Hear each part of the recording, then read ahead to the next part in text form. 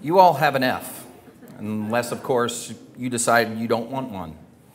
This is how I begin many of the classes that I teach in the Turf Grass Science and Management program here at UT.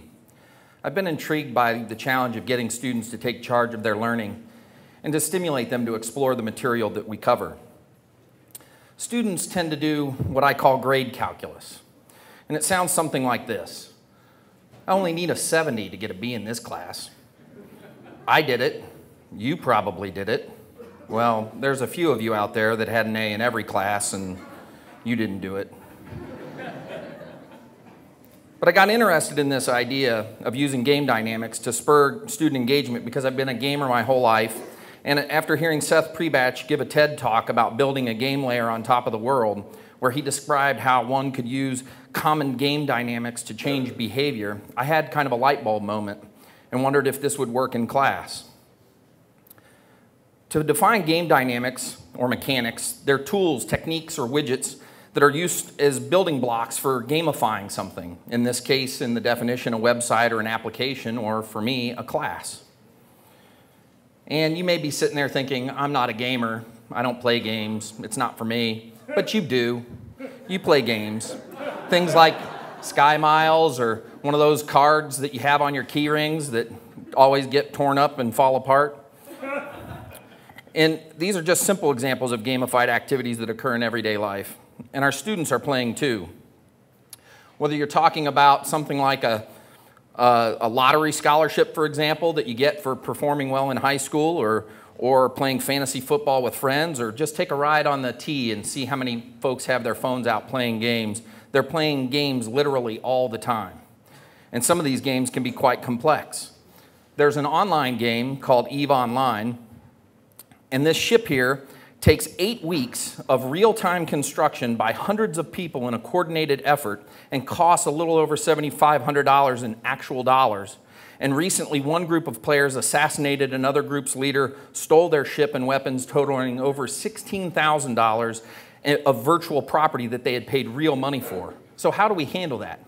Well, prospect theory is one thing that kind of explains how we might behave in games, and it goes something like this. If you have something to lose, you've made gains, like a traditional classroom, you tend to be risk averse. And if you have nothing to lose, and I told you you already have an F, then you tend to be more risk-taking. And Kahneman and Tversky won the 2002 Nobel Prize in economics for this idea. This is an example of an appointment dynamic. Happy hour. Show up for a certain location at a certain time, get a discount on a beverage. My associate dean offered our whole college the opportunity of an appointment dynamic here, and there's only 4 of us here from the college, and we had the opportunity to bankrupt him. Jesse Schell of Schell Games and Carnegie Mellon once said that nobody realizes the power held by Farmville. If Farmville made crops that required harvesting every few minutes, nobody around the world would get anything done. And attendance is a form of appointment dynamic, and I take it in every class meeting. It's worth points, not much, but just enough to provide an incentive to attend. Now, the status dynamic, this colleague of mine is Diamond, and he gets to walk across the carpet earlier than I do. And the status dynamic is an important one. Think about it for us and how interesting we look at commencement. I think we should wear those more often, actually. The progression dynamic is something that we use in our everyday lives as well. Imagine if students had an app that would show visually with a simple progression bar how close or how far from graduation they were. I use this dynamic to show students each week where they're at on the grading scale. And I change the language of the class just a bit and call things like grades levels and call things like homework challenges. And you can see from this leveling system that they earn from 0 to 750 points, and it's not a traditional scale because no progression in a traditional scale occurs with less than 60%.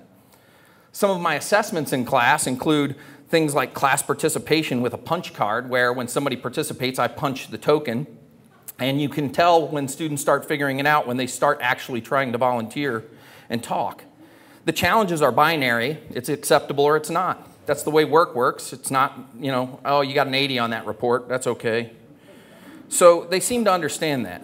And then using Twitter to communicate and use YouTube and other social media to communicate and demonstrate their creativity also enhances their learning. These two students happened to engage with the greater community, and oftentimes it was outside of class time. So that's real engagement. One student actually asked me if he could do 30 glossary challenges, and they still play calculus, because if he figured out that that would give him 750 points, and I told him after he finished defining 750 words in the area of turfgrass pathology, I was okay giving him an A. And then he said I could just show up for class and take the quizzes and the tests. I said, that's another option. These dynamics are taking place not just in our classes, but also in other places. This is the Kasner International Travel Study Abroad badge, and students of this generation value these badges because of what they represent, their status. A close friend of mine is a Navy SEAL, and I asked him how he made it through buds one time, and he told me the same way you eat an elephant, one bite at a time. And similarly, many of these strategies that I'm putting into classes can be sometimes a bit overwhelming. And I'm not by any means trying to suggest that what I do is anywhere compared to what he does in the service of our nation, but I'm often reminded that if I take the development of these strategies and implementation of these strategies one bite at a time, I will eventually overcome and change how students engage with this material.